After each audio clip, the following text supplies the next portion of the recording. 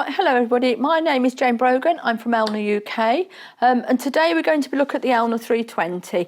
If you're looking for an entry-level machine or you want a workshop machine or something for a child, then this is the perfect machine for you. So what we'll be doing is we'll be taking everything out of the box to show you what comes with it, show you how to thread it up under different feet and accessories. So now I'm going to unbox the machine and we can get going and do a demonstration with it. Right, so you've got your machine out of the box, you've unpacked it. What I will say, please make sure that you keep all your packaging, because if you need to transport the machine anywhere or you need to take it for a service, anything, it needs to go back in the original packaging to keep it nice and safe and secure.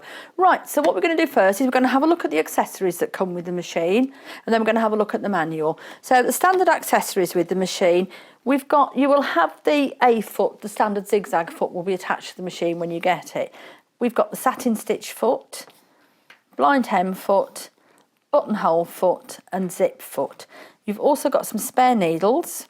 You've got the little cleaning brush. We've got our essential piece of kit for any sewing machine, which is a seam ripper. We all know how to use those, I'm sure. You've got spool cap. There's a small one set on the machine and the larger one comes in the accessories. You've got a spare spool pin with the little felt, the nice screwdriver and some bobbins. They're standard Elna or Janome bobbins that you use with these machines. So I'm just going to pop them. You also, which is quite unusual for a machine like this, you've got a nice hard cover with it as well to protect it when you're not using it. And it comes with the power lead. So again, it's a double power lead, so it's joined together. So that will be in the box with it. Pop that there. I'm just going to pop these to one side, and then we can just have a quick look through the manual. It's a really comprehensive manual that covers lots and lots of things about the machine. So again, it starts off and it's showing us all the different machine parts and what their names are. It looks at the foot, it also looks at the back of the machine as well, the on-off, how we lower the feed dogs, everything like that. You have a list here of standard accessories for the 320. It shows you which ones come with it. There's a couple of ones that are with the 340 because it's a very similar machine. So don't worry if they're not if you're thinking, hang on, I haven't got that. It will tell you if you're supposed to have them or not. What I will say with a little buttonhole foot, that is usually in this little storage compartment on the end of the machine. So don't think it's missing or you've lost it. It's usually tucked away in there when you get it. And again, we can have a quick flick through. Lovely line drawings. It shows you how to take the extension table off it. So you can free arm the machine if you want, if you're doing collars or cuffs or around the tops of bags or anything like that. Again, how to use it. Foot control for the sewing speed. You've got your reverse stitch lever. Again, you've got top foot pressure on this, which is very unusual for a machine like this, at this sort of price point, to have that feature with it. Again, you can drop the freed dogs if you want to do some free motion quilting or embroidery, anything like that. It's quite straightforward to do. Presser foot, raise and lower. Again, how to change the presser foot. If you're taking the shank off to say put a free motion foot or a walking foot on it, you can do that. Shows you changing the needles. And again, I'm just going to pop that back a little bit. I think I've missed a little page there. So again, a really nice feature with this, you've got your needle and fabric chart here. So it's telling you what weight fabric and what needle you should be using. Again, that's a really good handy reference point there. So if you've got heavy fabrics, heavyweight fabrics, so like denim, sailcloths, anything like that, it tells you what weight needle you need to use for it. So the higher the number on the needles, the heavier the needle is. And again, we've got winding the bobbin. I will show you how to do that in a minute. It shows you how to wind the bobbin, how to take the bobbin out, everything like that. Everything is so self-explanatory in these manuals. It tells us how to set the bobbin into the machine before we start sewing, how to thread our sewing machine. There are so many different things. And again, we've got a needle threader on this machine, which is a lovely feature as well, because as we get older, I'm very much like that. We can't always see to thread the needle anymore, but it's a very handy feature, that. Again, how to draw the bobbin thread up. And again, we've got some nice stitches on here, and it shows you how to select the stitch, but we will run through this on the machine again, and what we're doing here with stitch selector dial and stitch length. So we will look at that when we actually thread the machine up and come to do some sewing. Again, with your stretch stitches, for your stretchy fabrics, we'll look at those. But again, it shows you if your fabric stitches are uneven, how you can just adjust it slightly so you get a really good quality finish on the stitch. Again, it shows you balancing your thread tension, which is pretty, I very seldom have to touch tension on sewing machines these days. It's on 4, so it's usually where you would leave it. Very seldom do you have to alter it, but it will tell you if it's too tight or it's too loose what you need to do. Again, it will vary sometimes with different fabrics and different threads even.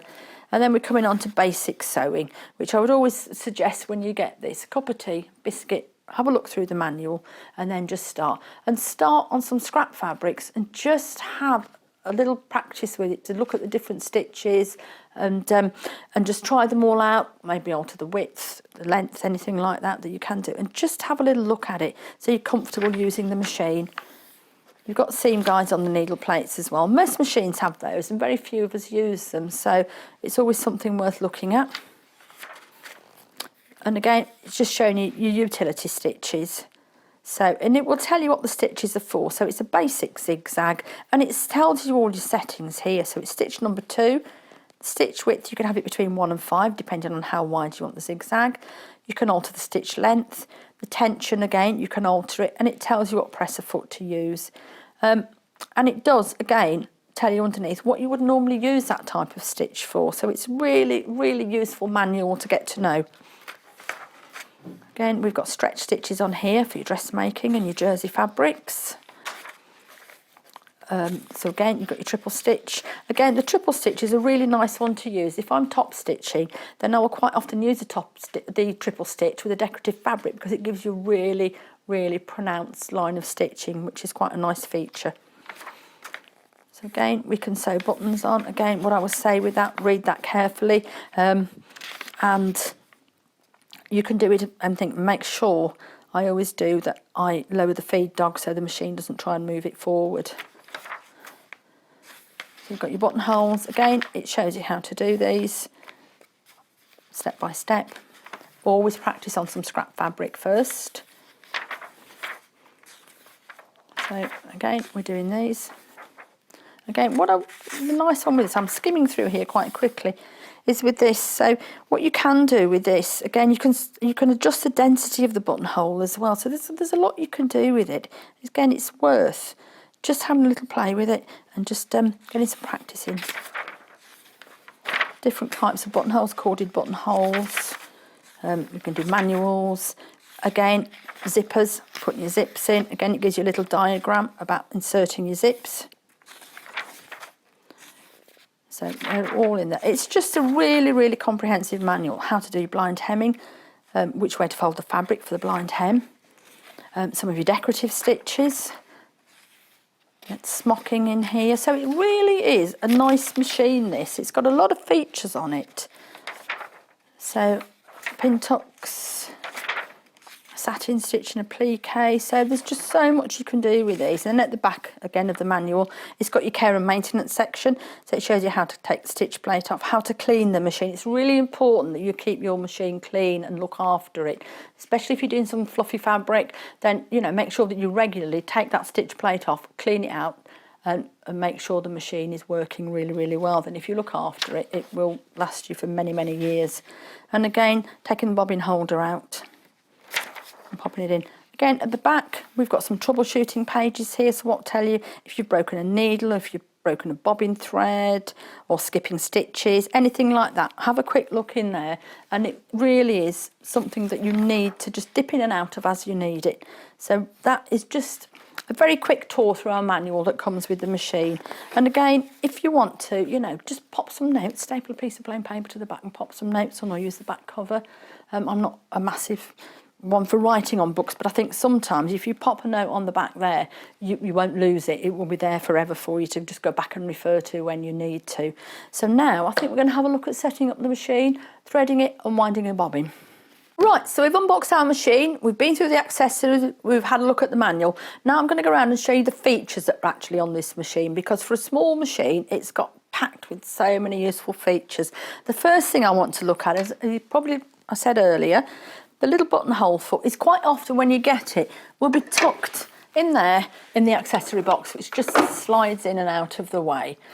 The table here will come off, so we can take that off for a free arm. So if you're doing collars, cuffs, round bags, anything like that. I need to pop the machine round now, so hopefully we'll be able to see.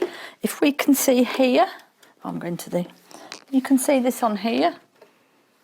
That is where we drop the feed on this machine. So you can drop the feed really easily. So if you want to do some free motion, you can then, it's very, very easy to do. Just make sure that we have taken it back up. It actually does tell us on there, if we turn it round, it's down and up.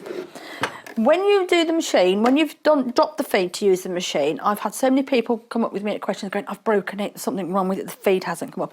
You need to actually, I'm going to have to take it that way, and the feed will clip back in. You'll hear a little click and it means the feed has clicked back into place. So don't panic, you haven't broken the machine. Until you start sewing, the feed won't come up again. So I'm going to pop this back on here now.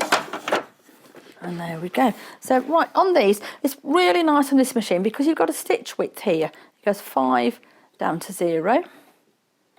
You've also got stitch length here. So it goes from 0 round to 4, 5. So 3 again is about a standard length to have it on. If we want to do the buttonhole, again, look in your manual, you've got the little buttonhole icon here. And again, you've got a little bit of movement there, so you can adjust it if you want to. The outer stitches here, this is our stitch selector in the paler blue, number 1. Again, it corresponds to the top line on the machine here. So those are all our standard utility stitches on the top. So you've got straight, zigzag, elastic zigzags, over edging, and you've got a little bit of decorative stitching on there as well. Then if we want to go onto the bottom line in the darker blue, these are our stretch stitches. So we literally turn the stitch length dial round to SS down here, which is the darker blue, and then that brings the bottom line of stitches into play. And again, on our stitch selector dial, it's the darker blue letters and numbers underneath, which are the ones that we'll be using. So it's just very straightforward to use. You've also got the reverse here, press and hold, and that will do your reverse stitching for you, and then let go again. So it's just a nice machine to use. It's great if you want a workshop machine, or even if you're just thinking about starting to sew. If you haven't, you think, oh, I just want a sewing machine, but I don't want to spend hundreds and hundreds of pounds on one. This is perfect to start with. The lovely thing again with these as well, you've got a top loading bobbin on it. So, and I personally, after years of using machines, I do prefer that. It's what I like. You can see if your bobbin's running down, if you're really low. So that's a nice feature. Again, spill pin on the top. What I want to do now, I'm going to wind a bobbin, again, because these are slightly different to some of the machines, how we use them. So again, as always, you've got your two spool cap covers. Make sure you match it to the size of your thread spool. So this is the smaller one, and it sits perfectly on here. So again, I'm going to take that around. And again, you've got our dotted lines on the top, which show us how we're supposed to wind the bobbin. So that goes round, a bit of fluff there. Underneath, make sure that it's gone underneath here, that it has actually tucked in, and that it's not just loosely wrapped around. Bobbin goes on the top. There are a couple of different ways. There's a little hole you can pop the thread through, or you can wind it round. I tend to wind it round, but it's purely personal choice. And then I will pop that across so it's activated. Now with this machine, on the hand wheel on the end, we need to pull that out because it disengages the needle then. So when we start to wind the bobbin, the needle's not going up and down. So we can just pop our foot down. It would help if I switched the machine on. Pop the foot down and off we go. And again, you can see I control the speed with the foot pedal. I'm not going to wind loads on it. So again, that's it. Take that back across. We can cut it. We've got a little thread cutter on the side, so we can cut that off. Make sure you pop that back in again so the needle's re-engaged, and then we can thread our sewing machine. So again, take the thread out. We literally thread by numbers, so it's across. We can see we're going underneath here, and as with all machines, I nearly forgot then, lift your presser foot up because it opens the tension for you. Round, up, and again, make sure, this is a take-up lever, make sure that when you pull the thread through, it drops right down to the front, and that's the same for any machine. What I'll do now is, because I've gone through the tension discs, I'm going to drop the foot down to put a little bit of tension on, and I may just have to tweak that a little bit so I can see. So through here, we can thread it through the side here is a thread guide and the needle threader, so it's round through, and take it up fairly slowly, and my needle's threaded. It's worth, if you're not sure, make sure your needle's at the highest point and have a little practice with it 2 or 3 times just to get used to how the needle threader works. It's invaluable when you're sewing. And to pop the bobbin in, the little button here, top pops off here. Again, with our bobbin, it's either P for perfect, I'm left-handed, so we go top left, drop it in, and it will show you there's a little arrow, so it goes underneath here, and pull it round. And what I tend to do to get the bottom thread up is I'll just wind it always towards you, and it will come round and it will pick that bottom thread up for me so I can pop it out. Again, make sure your machine's switched off normally when you're doing this. Pop that to one side, put the cover on, and we're now ready to sew. So I'm going to have a little, I'm going to pop that back onto number 1. We're on stitch length 3. I'm going to leave it on number 5. And we're just going to pop the foot down and off we go. Again, I just keep my finger on the threads to start with. If I want to reverse, I can press and reverse just to tie the end off, and that's it. Then make sure again that your needle's out of your work. When you're winding the hand wheel, always wind it towards you. I've seen people who are moving it backwards and forwards. Make sure you wind it towards you. Equally, if you want to stop and pivot, make sure that you've got the needle right in the fabric so that you're not going to move on the seam. You're not going to suddenly jump across somewhere. And then we can start again if we want. And again, reverse. And we want to stop, wind that up, pop it out to the side. You can either keep little sewing scissors to trim it, or you can just do it on the side cutter there. So again, I'm just going to pop this onto some zigzag for us to have a quick look, which is, if you look here, number 2 takes the needle across to the left. Sorry, number 1 does both. Number 2 pops onto a zigzag. I'm going to take this down here and we'll have a look at altering this. So, okay, we're on the zigzag. It's quite a wide zigzag and it's quite far apart. So if I take it down a little bit, and I can take it down to 3, you can actually alter it. For your satin stitch, you need to take it right down, close it right down, and again, the width, you can just do it yourself. But I would actually just have a few little goes and just play with it, setting your zigzag stitch if you want to do satin stitch, anything like that. And pop a little note on what you've stitched onto so you can actually go back and replicate it if you need to. So again, we have a nice zigzag stitch, and you can see where I've just altered it down a little bit there, so you can close it in, open it up, make it wider, make it narrower. So it really has got lots and lots of useful features on here. Speed control is really easy with the foot pedal. I know sometimes people are frightened that the machine will run away with them, but just get used to it. When you start on the machine, get some scraps, have a little sew, and you'll be fine with it. It's a brilliant machine. Say workshops, if you're just starting to sew and thinking, I don't want to spend a massive amount of money, but I do want a really good quality machine, which is what Elna is, been around for a very long time, then this is absolutely perfect for you. And for a machine this size, it has really got lots and lots of good features built into the machine. Today we've been looking at the Elna 320 machine. We've had a quick tour around it. We've looked at the features, we've seen what accessories come with it, how to set it up, how to wind a bobbin. So hopefully this has helped you decide. If you've already got this machine, then congratulations, it's a great machine. If you were thinking about it, then hopefully this has helped you. If you've got any more queries or questions about this, then please just let us know and we will try and answer them for you. Alternatively, we do a lot more machines at Sewing Street. Have a look. We are constantly doing videos similar to this for them, so just have a look around and see what you can find, and hopefully I'll be speaking to you soon. So thank you very much for watching.